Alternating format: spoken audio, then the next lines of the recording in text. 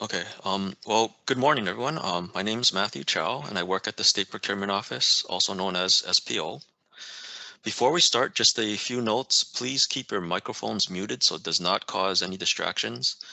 It would be preferred if you leave your video off for now, so that it doesn't cause any lag. After both vendor presentations, we will ask for any audience questions, which you may then unmute yourself. There is a chat bar in Microsoft Teams, so if you do have a question, please type your name, and at the end of the presentation, Margaret will call people based on this order. The slide deck was sent to everyone here, which you can download from the chat. SPO reached out to all jurisdictions and approved nonprofit. Just a reminder to the nonprofit, make sure you have a current 103F contract. Otherwise, you will not be able to use this contract or any other SPO contract. To find the SPO vendor list, so number one, you go to spo.hawaii.gov. And then number two, click on that price and vendor list contracts. And then there's another number two on the right side that has a URL address. That is the better link to save. And then in number three, filter for 23-17, and then number four under form number, that 2317 is hyperlinked, which will take you to this next page on the right.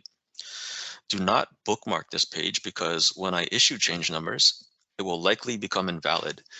You will see the date on the top when signed by the CPO, and in the subject line where it says new vendor list, it will later change to change number 1, 2, and etc. SPO, on behalf of the DAGS Accounting and General Services, or DAGS, Comptroller's Office, conducted a procurement for unarmed security guard services pursuant to HRS 463. This is for guards and security attendants whom act in a guard capacity with physical presence and safekeeping. So what do I mean by acting in guard capacity or safekeeping? It is listed here on this slide. Also, these definitions and others are listed on pages 6 and 7 of the vendor list. Make sure you read the SPO vendor list 2317. Do not rely on past solicitations or other contracts. You would not be comparing apples to apples.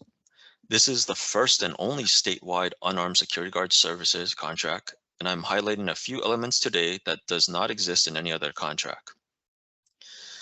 As defined in HRS 463, you can find the definition of a guard, which is also included in the vendor list 2317. Security attendant is what is defined from this contract, which means a person who works with the department's security camera system for virtual patrolling. When talking to a key stakeholder within DEGS who explained the need for those to monitor cameras only, my first thought was, why not hire student help or someone else in the state and save money? Why would we be paying a higher wage? So this eventually led me to a discussion with the DCCA Board of Private Detective and Guards. Hence, the definition from the earlier slide about acting in guard capacity would mean that a student would not be or would be unacceptable. Now, what was most interesting in my research was that there was awards posted for security attendant. In the Hawaii Awards and Notices Data System, also known as HANDS, the duties of a security attendant was the same function for a guard.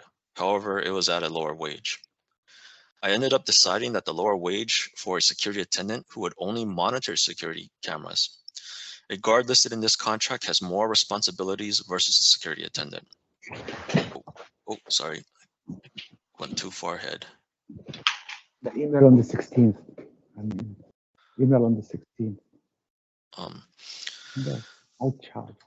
Sorry, I think I hear someone's audio on. If you can please mute yourself, please. Thank you. Oh, yes. Thank you. No overtime rates shall be paid to the contractor.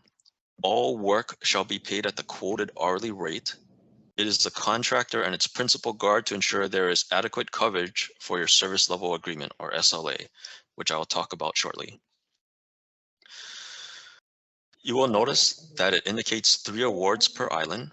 All I can say is that if the vendor failed to provide information required in the IFB, they were non-responsive. I also noticed afterwards that some of the guards who are licensed on the DCCA website are not even on HiPro. So although not required of SPO, I do plan on having a better reach out to those vendors in the future. For the term of contract, that actually ties more into the reason for the price adjustment. This solicitation was originally an RFP, but one of the issues discovered later was because of this. If the prevailing wages increase, the vendors would need to adjust for paying its employees. Salary increase occurred in different months, January, July, October, or did not even occur in the same each year.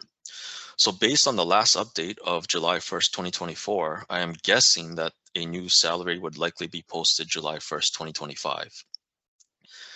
The vendors submitted bids based on the existing salary increases that is posted on DHERD's website. Now, what happens if there was a salary increase during the middle of your SLA? So you award the SLA June 2nd for a year, and then all of a sudden on July, I'm sorry, not July, but on June 11th, there is an increase. This is where you are able to make the adjustment to the existing SLA by your SLA procurement officer. Or if you wish to start over, you may do so. If the vendor asks SPO to update its pricing, it would be for a new SLA from that point forward, not the existing ones. This is also the reason why the SLAs are 1 year. I wanted to prevent dozens, hundreds of SLA amendments between the contractor and departments. In addition, this gives the awarded vendors a fair chance to be awarded for your project. Looking back in retrospect, I see that I have placed a burden on this, which I limited it to 1 year. So what is my comment and ask for everyone listening here? Provide me feedback, not now, but towards the end of the contract. Is this working, not working for you? If there is something that you think should be mandatory or optional, and I'll probably do a survey later in the future, assuming that the comptroller's office asks SPO to do this again. Now, let's move back to earlier about the SLA not exceeding the period of performance. If something was unfortunate to happen, addressing the issues during the contract would help me to help you. I wanted to position myself so that if help is needed, my office would be able to help you and be a resource versus if we let the SLAs continue on or after the contract expires, you are on your own. So in example 1, roughly speaking, 3 months prior, towards the end of March 2025, I would have a better indication on extending. So just be aware that if you had a late start with your SLA before the contract end date, you can indicate 1 year, but if SPO does not extend the contract with the vendor, it would end. In example 2 is another situation that would likely happen. We exhaust all extension periods. You execute the purchase order and SLA just prior to the contract end date. I know someone is going to ask me in this situation, is the contract going to be extended? No, I have no intention of doing a CPO request to extend. I do not want to do any more work. If you have ever done a CPO request, you know what I'm talking about. If I happen to still be in charge of this and requested to do one, I will be planning out a new solicitation so that it would be in effect by July 1st, 2029. Instructions are pretty simple. Solicit to the vendors awarded for the island for guard or security attendant. If you make award on best value, the SPO 010 is required. This helps you and the vendor. The form SPO 010 or record, or known as the record of procurement, for you, it justifies your procurement officer and department's reasons on why the hired vendor was selected and helps with transparency. Could be a variety of things: performance, guard consistently showing up late, your SLA not being met, maybe untrained, unprepared, not enough guards, not able to service you in time, etc. For the vendor, it tells them how to improve. Maybe you listed a best value criteria that they should develop upon. Maybe guards consistently sleeping is a management problem, not the guard. What do I mean by this? I did speak to an ex-security officer and ask about challenges. And this does unfortunately happen. A guard comes to work, shows up on time, performs an 8-hour shift, and the next guard for the night shift is a no-show or calls out sick. And the guard who just performed that 8-hour shift is asked by the supervisor to work another shift overnight. Number 3 indicates you are required to submit a service level agreement or SLA. Awards posted was specific. I have a job for X guards at Y location and Z hours. This SPO vendor list contract is as needed. I needed to create a way so that all jurisdictions, departments, agencies, and approved nonprofit entities could utilize this contract and still tailor to your needs, which is the service level agreement or SLA. Department A may need guards for weekend only. Department B might need guards for night and patrol with vehicles. Department C might need security attendants. The list goes on and on with all these different scenarios. This SLA is key for the vendors to know what is required from your department and what is expected of them. The SLA is signed between your procurement officer and the vendor. I also want to point out number 11. In many job descriptions, and especially when you work at a state job, it includes other duties as assigned. Plus, another department who reached out to me was asking about closing operations, for example, taking down the flag from the flagpole, turning off the lights. The idea here is to keep it open and flexible so that it would fit every department's needs. Same thought about keeping it flexible for every department is what you see here. Modify service, increase, decrease guards, removing a guard. Yes, it is all possible for your SLA procurement officer to do. When you make an award to a vendor and provide the SLA, you can use a P card or purchase order. Your purchase order can include additional terms and conditions if mutually accepted. Why am I mentioning this? Well, I know certain federal funds may have additional requirements that you may need the contractor to agree to. But can the awarded contractor disagree to your PO terms and conditions? Yes. So what happens if none of the contractors can agree to it? What should you do? Well, like I mentioned earlier, this is non-mandatory, so you can conduct your own procurement. I also realized that items for the contractor to include in the sales report would be made simple if all gathered from the SLA versus the contractor asking you later and trying to streamline this back and forth conversations. This will be posted in change number 1. I plan to post a locked and unlocked version of this sample SLA. And I'll explain the reason for those in a second. Part 1 is to be completed by the state or nonprofit. Note 1 indicates you can leave some fields blank, and I'll explain more about this too as I get to part 2. Note 2, make sure you input the data into the Microsoft form within 7 business days. If you happen to input incorrect information, please let me know and input the correct information right away. This Microsoft form asks for several items from your SLA. So just to name a few, the island, guard, or security attendant was needed, or vehicle and business hour for the guard, night, weekend, or holiday. In my experience, pulling the data out of hands was painful, digging through all the contracts to find the hourly rate. So this is to help you find the average hourly rate more accessible, which you can download to an Excel file. For the island, you can calculate, and if you want to filter for the island, you can calculate the average hourly rate easier. Most of the fields are text fields and self-explanatory. However, I just want to call attention to a few fields.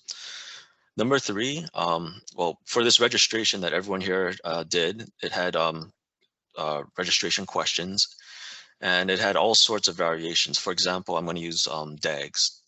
I had people input Department of Accounting and General Services, Accounting and General Services, abbreviation for department, and it was the same with everyone else for the most part here.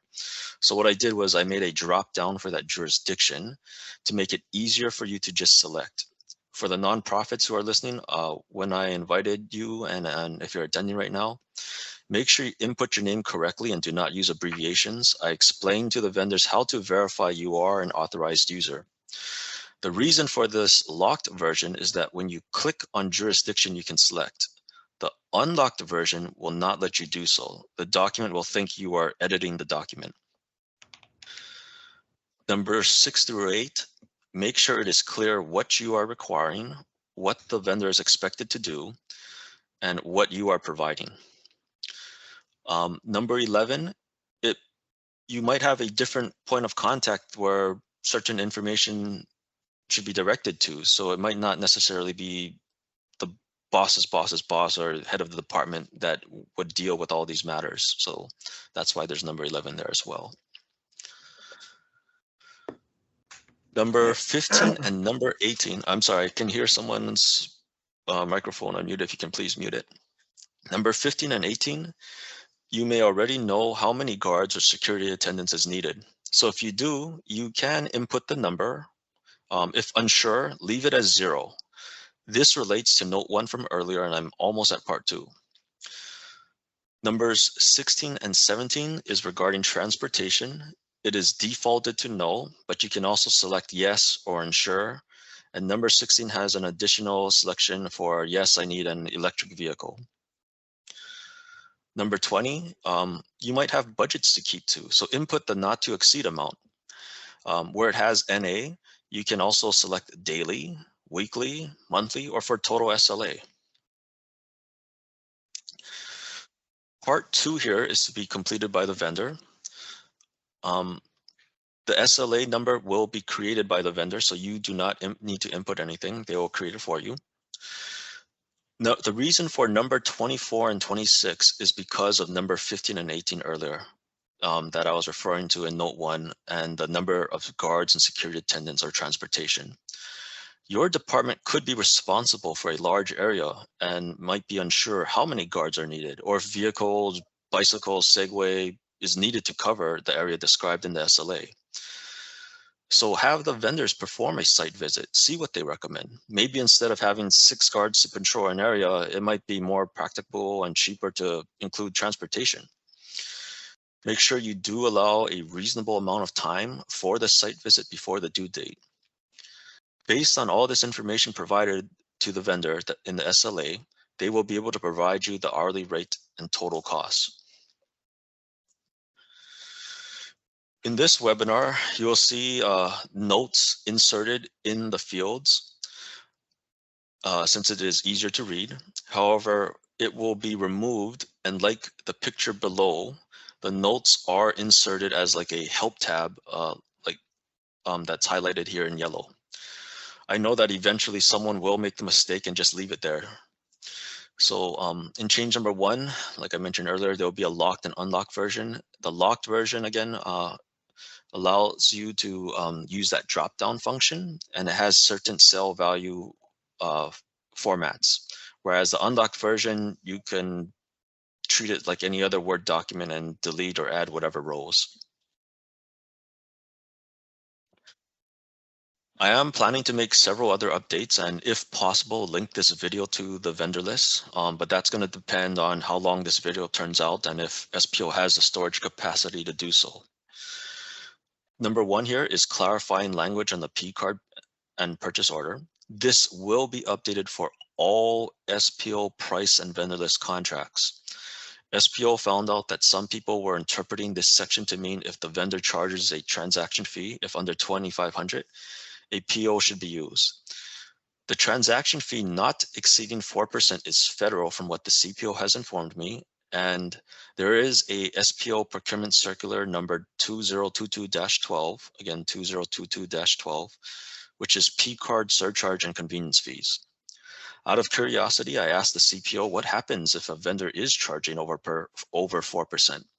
It would be reported and they would lose their credit card ability. For number 2, I will be adding to include a reasonable due date for your quotes. For me, 5 business days is reasonable if you know what you need, but it is circumstantial. What if there is an emergency situation where there's threats and security needs to be urgently ramped up, or if there's valuable PPE supplies that needs to be guarded 24/7 and the products were unexpectedly delivered ahead of schedule? When should quotes be due? Few hours, end of business day? Again, what is reasonable to you? Oh, sorry, I keep jumping ahead when I click this. For number 3, I'll be adding in the agency instructions to submit the data from the awarded SLA into the Microsoft form, and then post so that you can have it downloadable so that you can use. If more departments end up using this contract, it will mean less awards posted on the Hawaii Awards and Notices data system, again, also known as HANDS. So viewing the current average would be skewed. Plus, to dig through all those pages and documents, it was in hand, it was cumbersome. As you can see from the previous slide, the work just keeps on piling for me. Posting this info is not something that will, it'll be work for both of us.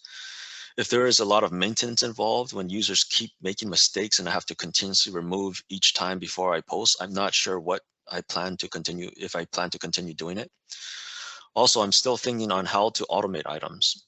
So before complaining about inputting the items in the SLA and what I'm about to say for the SPO 12, just keep in mind, SPO did its part when we posted the contract on May 1st. Creating this SLA template to lay out and organize all these parts, develop and create an IT process, make it easier to find the data and now post. You could have just as easily read it, the vendor collected on their own, call up the vendor and ask for the executed SLA numbers and track down to find, but that does not help everyone when you look at the bigger picture. So should you submit a complaint because of a one-time situation, because the vendor did not respond back to your request? Would SPO remove the vendor because of that one-time situation? No. I want you to think about what is reasonable, because I do not think it is reasonable to move the vendor in that one-time situation. Maybe there is a simple reason. The contact information needs to be updated.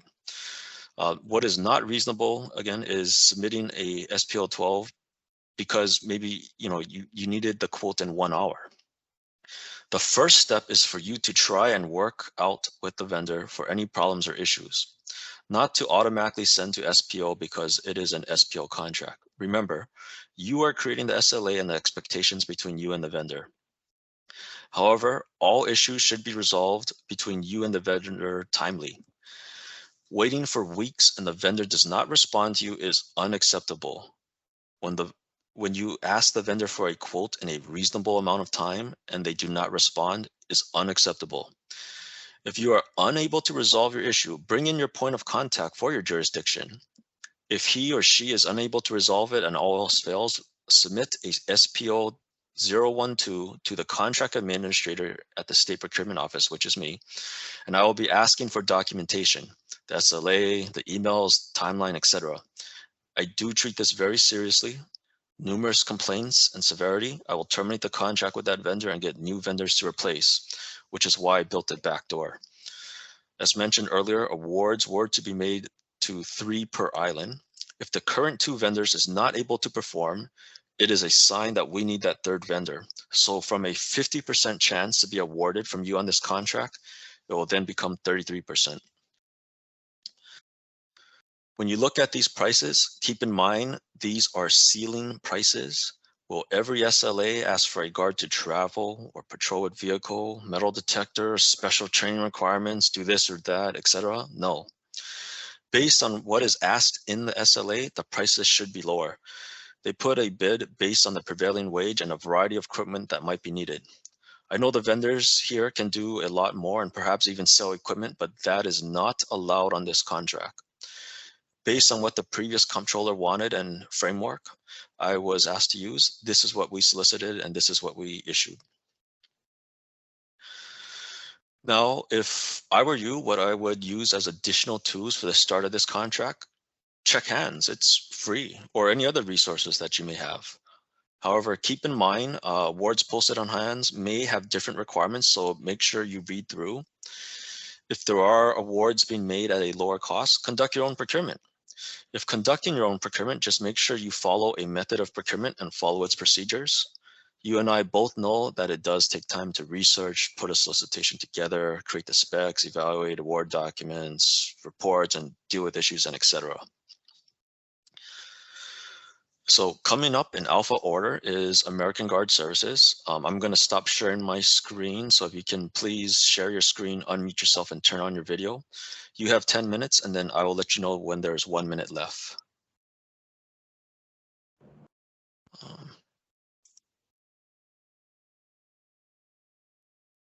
Louis, can you talk real? Okay. Can I please have sharing capabilities?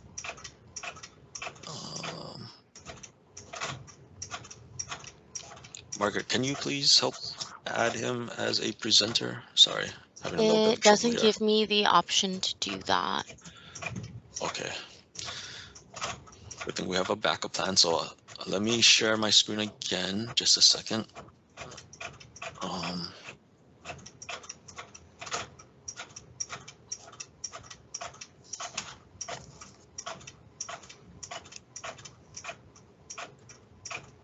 Louis, can you hear me? Yes.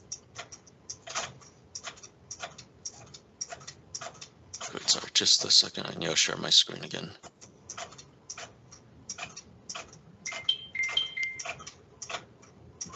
Okay, I'll flip through the pages. Oh, I'm sorry, wrong one. American Guard. Is my screen showing for you? Not yet. Okay, wait.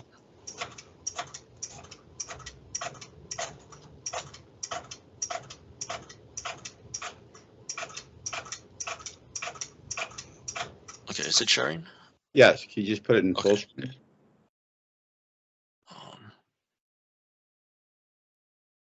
Okay. There we go. There we go. Perfect.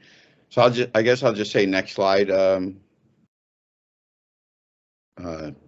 Okay.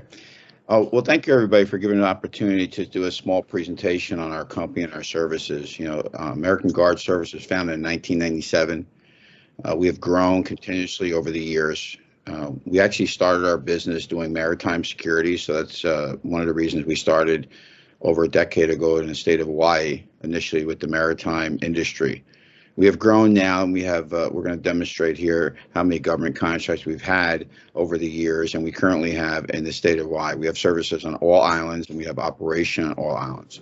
Our main office is in Honolulu. That's where most of the operations go through, so they feed into the branch offices. So this way we have central control. Our corporate headquarters are located in Los Angeles, California. We own the building. It's about 14,000 square feet. We have about 6,000 employees nationwide. We're licensed in every state in the United States. One of the really good things we have recently, January of 2021, we were honored with the designation with the Safety Act. This is a federal designation through the Department of Homeland Security, and only 5 security companies in our nation have this designation. It's very difficult to get. And the reason we were successful is our core training meets the strict guidelines of the Department of Homeland Security, also works with TSA, other Homeland Security branches such as U.S. Coast Guard, etc. So we've earned that distinction. It also shows our clients that our officers are trained within the federal guidelines. We also have a $10 million umbrella insurance policy, a $30 million bonding line, which in our industry, very hard to get a bonding line. And also, we currently have a $70 million credit facility, and that grows with the growth of our company. Next slide.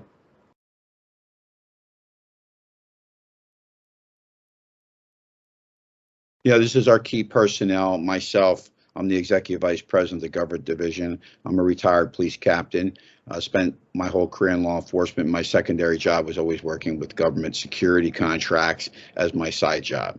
Mr. Weissman is also on the call today. He has been with the company since the startup. He's a co-founder of the division, the government division, which we started over 10 years ago for this company. So we don't mix our retail with our government or our maritime with our government. So these officers are trained specifically to meet the government requirements of the contract. It's also supported by regional managers, rapid response team managers. Rapid response team is something we created during COVID to deal with the emergency nationwide. Our company grew about 35% in growth during that period of time, and we contribute to having this rapid response team to be able to not only serve our clients, but also take on temporary work through COVID with other contracts that the other companies could not staff, and hence our growth. And this is our support. Angela Watson's been with us a long time. She's our branch office manager, and she also handles all the operations. She's supported. Thomas is our principal guard, but there's also a vice president that is involved in that operation, and several managers in all the different islands we serve to support not only our current contract, but to support any work we obtain from this contract. Next slide. And again, this gives you some background of our experience specifically in the state of Hawaii. As you can see, these are all government contracts, hence why we're talking to you. We didn't list any of the maritime in here and other private contracts we have because, again, this is the government division. So you'll only have government experienced managers and also government security officers that are used to working in government environments. Next slide, please. One of the things we do to make sure that we can operate and perform on our contracts, over the years, we learned from mistakes. You make mistakes and you want to make sure you do better. So one of the things we created a few years ago, it's recently over the last 2.5 years, right before COVID, we started a KPI program. We offer it to all our clients at no additional cost. And what it does is we customize the grading sheets. As you can see on the left here, some of the things you get graded on: billing, customer service, performance, documents, post orders, improvements, response, awareness, resolutions, hiring, screening, training, post order compliance, misconduct, management, visits. Now, this can be customized to any topics that particular stakeholders want to monitor. This is an actual copy of a report. As you can see, we regulate it quarterly. If we ever drop below an 80% score, we then red flag that particular customer and we monitor a little closely.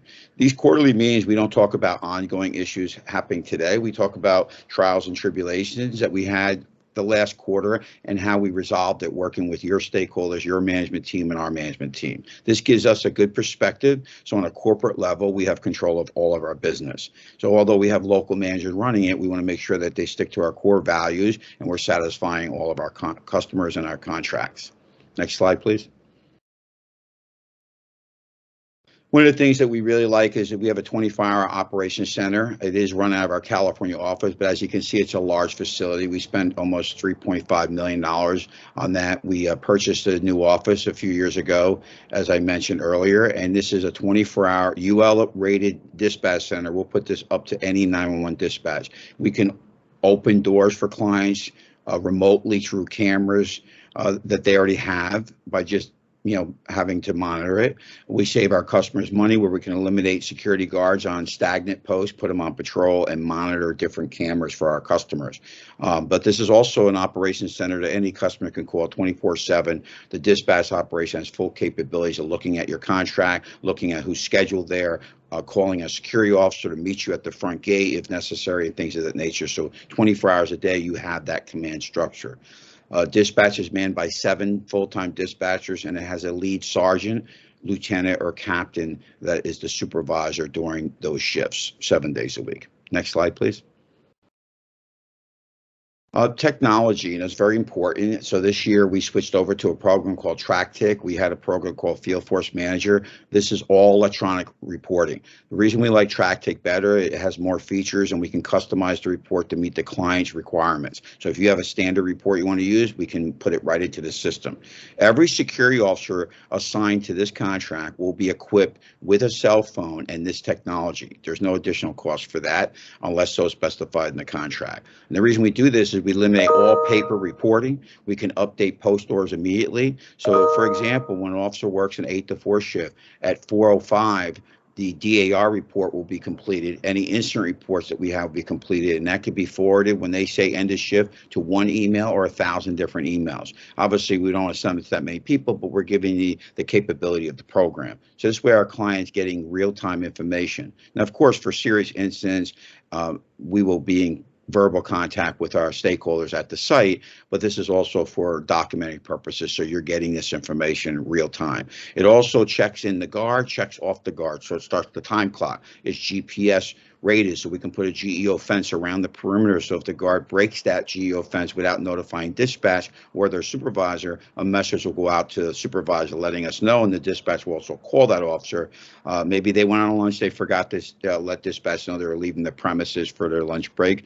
Could be something legitimate that they simply forgot, or it could be an officer maybe abusing the system and leaving the premise without permission, so we can track that, report it, and correct the problem. So we love this program. It works very well with our industry, and our clients really like it because they can go into real time and see things. And you can see by the map, we also GPS the guard as they're patrolling. So we can give you a whole patrol. We put the RFD readers in, barcode scanners, so we can actually show you the guards patrolling in the patrol pattern that you want. Next slide. And we support that program with MIT scheduling. So we schedule all of our officers through MITC. Some of the things on the left, you can see what we have. We have our training modules in there. So we do in-service training on a monthly or quarterly basis for certain sites. They go into the training. They can do this on their off hours. They got to meet certain requirements. Otherwise, we would put them in a hold pattern until they complete those training modules. So just to make sure they're up to date on all the training that we're receiving from various agencies, not only our customers, but federal agencies that send us alerts on different things to look out for in our industry. Also, we can give access to the stakeholders so you can actually see your schedule daily, weekly, on a Friday. You want to make sure everything's covered on a weekend. You can go in there and see the schedule, who's working, the officer's name, etc. You just can't edit or change anything. It's just viewing capabilities for our customers. And you would only have access to your particular sites. Next slide. In closing, we invest our efforts into our employees first. When we went to a bid on this contract, we do market surveys. We want to see what's the market. Even though we're highly intelligent in these areas of what the pay rates are, we want to make sure to see what our competitors are paying to make sure that we're above the average pay grade. And we believe that the state of Hawaii has good prevailing pay rates. So it meets our requirements as well. And as Mr. Chow explained earlier, that you have the ability now, when the rates change, you can make adjustments when that happens. We would have to put the request in, but it gives you the vehicle so we can make sure that these officers don't turn over, and we can keep these officers, because our industry has over a 350% turnover rate. Our company nationwide has never exceeded 38% nationwide. Now, of course, we have some territories that will be even maybe 90 or 100% turnover, but when you mix the 6,000 employees with all the contracts we have, we've never exceeded the 38%. We're required to do our turnover for our federal and state contracts and some of our local government contracts. This is how they evaluate our service as well, by turnover. We contribute our low turnover to the promotion. We promote people within policy that we have. Very rarely you'll see us place an ad for any top level managers in our company. All of our managers, our vice presidents, our branch managers all grew from the lowest positions in their career. Some came from law enforcement, some come from military, some started their career in security. So we want to train those officers, get them up to par, and move them in different positions so we can have them long term. And when officers see the growth opportunity, they want to stay with companies that actually have that growth opportunity. Our supervisor to officer ratio, being a retired police captain, we follow that mode of making sure that we have enough supervision supervising our officers. So, for example, if you have 5 officers on the shift at the same time, you want to at least have one of those officers appointed as a corporal or sergeant, a lead. We pay them at a higher rate. Doesn't cost you extra money because we're only going to bill you our bill rate, but we do pay them at a higher rate to lead. And those people are capable of communicating with the stakeholders on a daily basis. And they're actually working the post too. So they're at the facility. They're there for you to communicate with, but they're in charge. If you have 5 officers and nobody's supervising them, people are going to make sometimes independent decisions. Although their intent might be well, it might not be the right decision. So having an experienced manager or supervisor to not only relay information to our customer, but also to make sure that our officers are following our procedures and doing their jobs correctly. Again, we're going to have issues, of course. Nobody can guarantee an officer might not make a mistake, but we always guarantee our clients that we will immediately take a corrective action. And if a corrective action is not something that we feel will fix the problem, then we'll remove that officer from our customer's facility. Probably we'll terminate the officer because we don't like to move problematic officers to different customers, because usually if you can't fix the problem, you want to move on from that. Next slide. I believe the next slide is the end of our presentation. This is a picture of our corporate office. And although you're seeing an officer in a brown uniform, we have various selections of uniforms. We use a lot of high-vis uniforms for outside patrols. We have a soft-look uniform. We have what we call a hard-look uniform. We customize our uniforms and meet what the client's requirements are. We generally try to have the uniforms not match that of local law enforcement. And also, all our uniforms have security on the back and the front, something we started this year also, and that's reflective. So at night, when they're outside patrolling, it's not only a safety issue, but people know who the security officer is when they're walking around the parking lot area or your facilities. With that said, Mr. Chow, that ends our brief presentation. Okay, thank you very much. Okay, so I'm going to stop sharing and Rebecca or Mansour, are you with us right now? Yeah. If you can unmute yourself and then Yeah, share we're your both here. screen. If you are unable to share your screen, I can do it for you. Can you pull up the slide?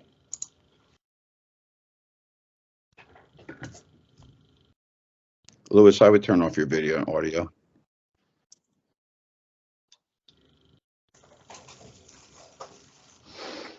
Okay. I'll just share the screen for you. Just let me know when to switch it. Give me a second while I do this.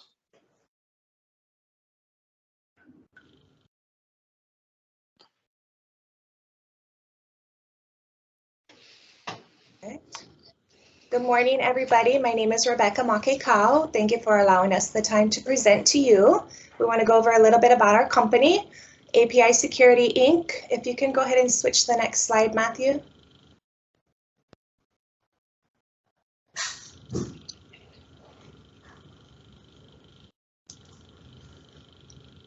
Perfect. So we're a local business. We were founded in 1993 here in Hawaii. We do service all through the state of Hawaii. We're licensed, bonded, and fully insured. We have several clients throughout the island, government and federal contracts. If you can go ahead and switch to the next slide, I can go over some of the services that we provide. So we offer uniform officers, patrol services, and specialized operations unit, which consists of our off-duty law enforcement. We thrive on our customer service. That's one of the main things that puts us one step ahead of the competitors is our response time. We have a 24/7 dispatch line that we can be reached at. So our customer service and our response time is definitely what puts us ahead. Can we switch to the next slide? So we have several different services that we provide: on-call short-term services, federal and state facilities, our guest services, and special events. One moment, please. We can go ahead to the next slide. And then we have 4 elements that we feel that are most important to our clients. If we go to the next slide, we can go over the first element, which is our appearance. We believe that the appearance of our security personnel is definitely a reflection of our client establishment. Therefore, all of our officers are issued professional and clean uniforms at no charge to the employee. The employees can exchange out their uniforms at any time. Go ahead and go to the next slide. Report writing. We go over a lot of the report writing with our guards. We make sure that we offer extensive reports to our clients and make sure that everything that we send over to them is detailed, very professional. And next slide. So our supervision with our officers is definitely most important as well. We go and do drop-in visits with our guards, make sure that they're in uniform, that they're representing us well. We definitely work very closely with all the guards in the field to make sure that they're meeting the standards, that the requirements that we put forth for them. Next slide. Our client communication is one of the most important. We feel that communication with our clients is definitely something that is a key factor in the relationships and keeping our contracts. And that's why we're able to hold these long-term contracts. We've had the Department of Education contract for over 5 years now. Roughly, we service all the schools in the state of Hawaii, and just having that communication and our response time and handling any issues that come about definitely creates that rapport and, you know, gives us guaranteed services with our clients. We make sure that, you know, we provide them our 24/7 dispatch number where they can contact us at any time, any type of issues, whether it be good or bad, the feedback. We definitely thrive on our customer service with our clients. Yeah, we have a 24/7 dispatch line that they can contact us also via email, and our supervisors will reach out to us managers if there is a situation that needs immediate attention. We definitely take this into consideration. It's very important to us. Our customer service is what we thrive on with our company here at API Security. Next slide. So just to recap, we've been in business for over 30 years. We were established here locally, founded in 1993.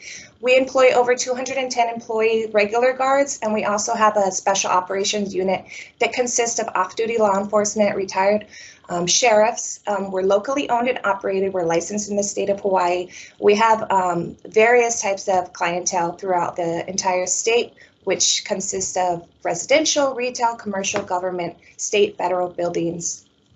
Next.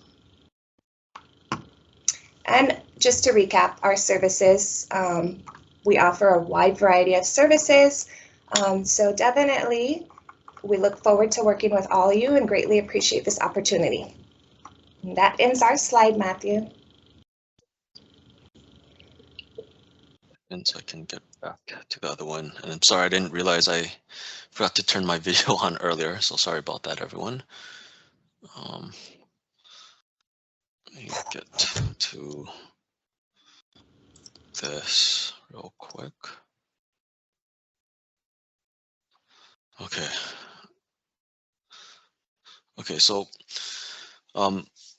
if you happen to work with one of these vendors in the past and maybe perhaps not even satisfied, I simply just ask you give this contract and the vendors a chance. Now sorry, I need to flip my screen here. I do have something for everyone to do really quick. It won't take long to do. I'm going to launch a couple poll questions. And it's two very simple questions. Of the registration questions here, there was a total of 74 who registered. 67 of 74, in other words, 90.5% indicated you were unsure or do not plan to use the contract. If you can please just click on one of those answers and do it for me, that would be great. So the first question would have been, after listening to this webinar, has this changed your mind about the contract, which is from 1 star, I do not plan to use, and it goes all the way up to 5 stars, I plan to use. And the second one is, how often should the data from the Microsoft form for hourly wage be posted? I do want to thank both vendors for creating your PowerPoint and speaking today. Really appreciate it. And last but not least, I want to thank all of you, all the jurisdictions, departments, and nonprofit for taking the time out of your day for this webinar. I hope this was helpful and it cleared up any concerns or about this contract. With that all being said, I'm going to stop sharing. And Margaret, has there been anyone in the chat that put their names down that wants to ask a question? Yes, I believe I see that only Tammy has 2 questions. She wrote them in the chat though, if you want to just answer. Okay, Tammy, can you ask your question? I'm so sorry. If you can unmute yourself. I'm at a different computer, so I'm having a little bit of technical difficulties trying to move around this new computer. She said she doesn't have a microphone. I can read it to you. Okay. Would you please confirm that the performance period for the SLA cannot have built-in extensions to extend beyond the end of the price list end date of June 30th, 2025? So I did mention this earlier. If you happen to have a late start, the contract will expire. I think I put inside there June 30th, 2025 or whatever. So if you happen to start late and it has that and you want it for a year, it can be extended up to a year if SPO has extended the contract. Okay, she also has another question. She said, are we allowed to award if only one quote is received after soliciting from both contractors? Yes. Please put in that due date for the quotes. I think it was like number 1 or 2 on that SLA form. And then Connie has a question. Or do you want me to read it? Oh, yes, if you can read it. I can read it. It says, where can we download Matthew's slide handout? Oh, okay. I did put this inside the chat. So you can download it there. Is there anyone else on this Margaret, that is asking for that too? Did everyone get it? No, Because that if was not, the I only can question always. about that, but I see it at the top of the chat. You attached them. Okay. So if you click on the chat, you should be able to download those 3 PowerPoints that we went over today. If you're still having an issue and you still want it, just email me. My email address is on the slide.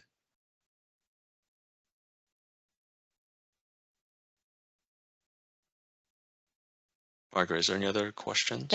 One other one just came in. It says, will the recording be posted on the SPO's YouTube channel? That is what I'm hoping to do. But again, I can see that this webinar is going a lot longer than I anticipated. So if we can post it, I do plan to. Okay. And then somebody just said that the people who joined later don't have access to the chat previously. So whatever was Okay. attached before they joined, if they weren't on, then they don't have it. Okay, so for everyone who registered, I do have your email addresses. So what I'll do instead is I will just email blast everyone with these PowerPoints. Okay. And then again, just as a reminder to everyone, there will be a change number 1 that's going to be posted. So that will have the service level agreement templates, a locked and unlocked version. Margaret, is there any other questions? That's all the questions. Okay, just gonna pause here for a little bit. If anyone else has any questions, you can feel free to unmute yourself and ask the question, or if you want to type it, we can have Margaret read it out. But if not, again, just want to thank everyone for attending. Hope this has been helpful. I just wait 1 or 2 more minutes. If not, you are free to hang out, or if you would like to leave, that's up to you.